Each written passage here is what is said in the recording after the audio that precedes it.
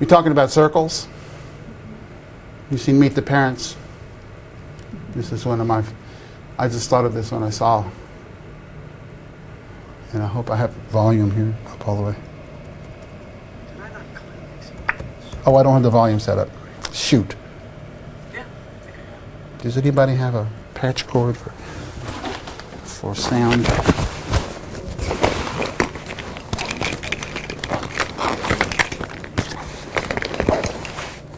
No, sorry. Well, it's a link you can look at. It's when he talks about the circle of trust. I'll be watching you, circle of trust. Well, I think it's appropriate. You'll have to watch it yourself. I mean, his eyes in that scene are just beyond belief. But that's a link that's in here, in the list. This is the best link of all. I've already got that one pulled up. I don't know if any of y'all have used something called Live Binders. It's simply a way to collect stuff together. And each of those tabs is a link to the art guy, Harry Smith. I mean, I guarantee you, if you tweeted him or added into a circle and then sent him a message, I'm sure he'd respond to you. You know, these are all very, very good.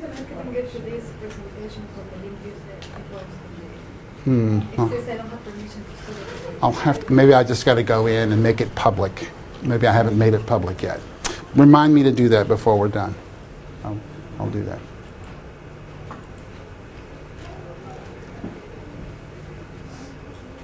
Oops. Let me go back. Some suggestions here. Let's see.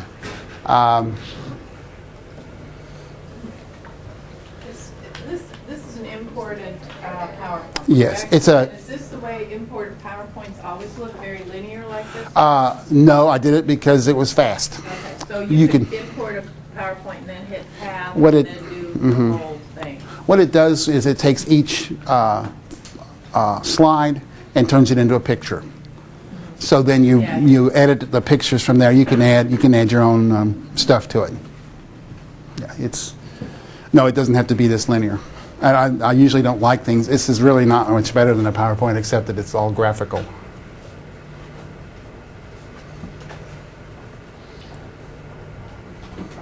A lot of this is fairly generic, but for us, we need to be thinking in terms of mobile with our classes, and it's okay. Our students are moving that way. The university is trumpeting their new what is it? IWKU, which is fine. I wish we developed it here. Wish we'd done it here. But apparently we did the Android version, right? Who did the Android version? Because from the same company. So. Oh, they got it. They did get it from the same place. Okay. Now, is that what you're talking about, IWKU? Is that different from the app I have? That's just the WKU app? When did you get that? Is that an older one? Time ago. Yeah, this is a different one, I So think. you go to iTunes apps and look for IWKU? Yes, it should be a free app there.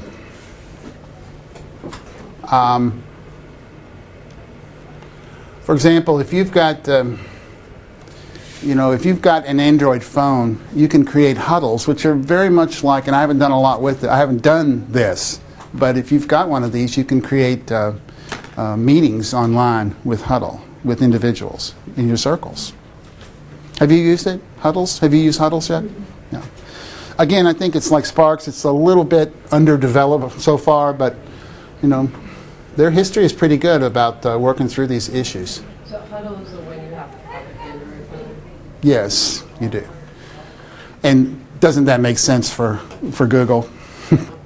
They want you to be all Google all the time. Don't ever forget it's a business model. And there are legitimate criticisms of Google's business model. There really are. But it's obvious you can create classes out of circles. You can create classes within classes. You can have students create their own ad hoc classes, study groups. The whole notions of circles are just, I don't even know, and you know, each person would have a different take on it.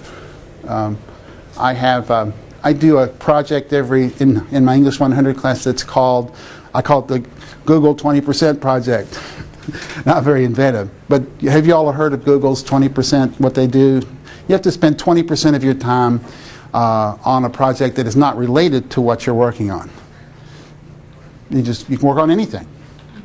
Anything. It could be a service product in the community. But what happens is, of course, all these guys and gals are engineers and geeks, and they work on something related to what they do. And some of the most, this is actually a result from one of the Google 20% projects. So what I do with my students is I have them, at the beginning of the semester, I tell them, I want you to work on something that doesn't have to be a text-based product. It could be any kind of a product. It could be video, it could be production, it could be acting, it could be whatever it is. They just have to present at the end of the semester on it. Okay? And I'm thinking, you know, I've told them that these can be collaborative. And I'm thinking if it's collaborative and they have the circles, it'd be so easy to do online. Which isn't to say you can't do this other ways. You know, if your repertoire makes it easier for you to use Twitter or Facebook, fine. But I just, you know, all you do is you both get it and you drag each other into each other's circles, and it's good to go. It seems pretty intuitive and easy to use. I think the Huddle works for iPhone. It does now? Okay. Okay. Do you use an app you download? Yeah, we have an app for iPhone or iPhone. Maybe I just didn't have anybody to huddle with. Let's huddle. Yeah, maybe. So we've got the mobile circle, basically. Just a mobile circle. You can talk to each other. It's like chat. Yeah, I think there's a push notification for them. Yes. When I get a Huddle, it comes up. Automatically. Yeah. Okay. Matrix, it shows you the whole circle that you want, and you can put members. Okay. So if you want to start up a huddle, you start up a huddle, and then you drag your members into the huddle. And then that gets pushed out to them and say, hey, let's start a huddle. Okay, so it's an ad hoc circle. Could you use that with your friends? Yeah. You know, personally? A piece of cake, right? Okay. Professionally? You want to, I don't know, at a conference, you see something really cool, you know, you drag together people, you're all at a conference, so you're all going to different conference sessions, communicate to each other that way through a huddle. Study groups, I just mentioned that. A few more of these, then we'll move on. Student collaboration. See, a lot of these aren't fleshed out because nobody has had the rubber meet the road and have somebody try it. Like me, I'm trying it with an enhanced English class, and I'll be able to report and say, this worked or this didn't. This is what worked.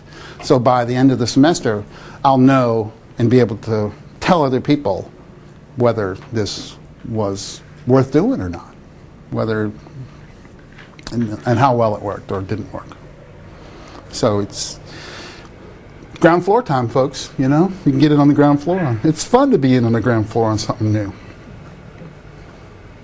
instead of following the herd. Of course, those are the ones that tend to get picked off by the hunters, right? The leaders. There's always a downside. Again, online or blended learning. How many of y'all teach online courses? Okay. Okay. You know, Blackboard increasingly allows you to embed more and more stuff all the time, which makes it more open, which it desperately does not want to be. It doesn't want to be open. And but it can't fight this. The internet is open. It is what it is, and Blackboard is kind of responding to it. So, I think some of this stuff is, the Hangouts especially. One thing that I put in my syllabus, and I haven't had anybody take advantage of yet for my English 200. I did do this. I create virtual Hangouts for office hours, Tuesdays and Thursday mornings for my English 200 class. No takers yet because I don't have very many people on that. They tend to call me in Skype or they have other ways to get in touch with me. I'm not requiring it. But I do have virtual office hours that could use this. No takers yet. Staff meetings. If there was one reason to get this, this is it. Staff meetings in pajamas. Fake participating. I don't know. Maybe you don't see it the way I see it, but I just see that as a real winner. Yeah, I do. And one of the problems we have in the writing project, and you have, Jennifer, you have the same thing with the reading project, is all of your people are far-flung. Mm-hmm. They're all over the place. And driving there, I know you've had to go to Eastern Kentucky. You've had to go everywhere to do stuff. So if you had, I see this as a really, really good way, in nursing. Oh my gosh! I mean, they're already doing virtual doctoring and nursing right now. To be able just to talk to your peers and to other professionals is just. This isn't the only way to do it, but it's real easy. And 10 at a time that works. Yeah, I'll take it for free. Wow, it's not free. Let's get that clear. Nothing is free in Google. You are relinquishing your privacy, and you are telling them everywhere that you're going. Don't ever forget that. Don't ever forget it. And they're selling your information to other people. Ads. It's all ad-based. It's all about the ads. If we have working if you download Google Desktop. Never ever download Google Desktop. Ever. All your information is there. All. They take the database and they use it. Oh, never.